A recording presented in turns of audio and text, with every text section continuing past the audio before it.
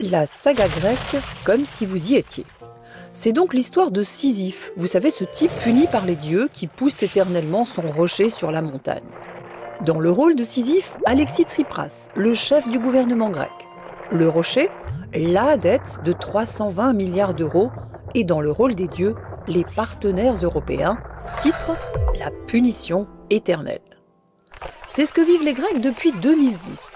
3 plans de sauvetage européens et en échange, une cure d'austérité sans précédent. Imaginez un instant, les salaires ont baissé de 25%, les retraites de 20% et les impôts augmentés de 50%. Un remède de cheval qui a provoqué une récession terrible, les faillites se multiplient et le taux de chômage culmine à 23%. La cata, quoi. Un remède pire que le mal. La dette publique s'élève en 2017 à près de 180% du PIB.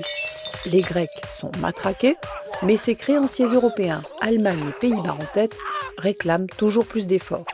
Autant dire que c'est intenable. Dans le rôle du sauveur, le FMI, Fonds monétaire international, généralement le méchant, favorable à un allègement de la dette.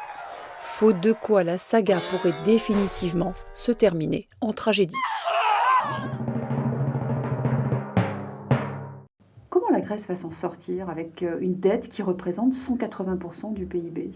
La dette, ce n'est pas soutenable, c'est insoutenable. En Grèce, il n'y a pas des investissements publics du tout, parce que tout l'argent public va à l'emboursement de la dette et va aux créanciers. Comme ça, même la dette ne sera pas jamais payée. Parce que si on ne gagne pas d'argent, comment peut-on rembourser la dette? C'est vrai que ça paraît absurde. Ah oui, c'est absurde, mais c'est le Schäuble Economics. C'est une autre manière de comprendre la politique. Pour les ministres des Finances allemands, c'est tout simple. Il faut respecter les accords. Mais la Grèce a déjà respecté les accords, mais il veut plus que ça.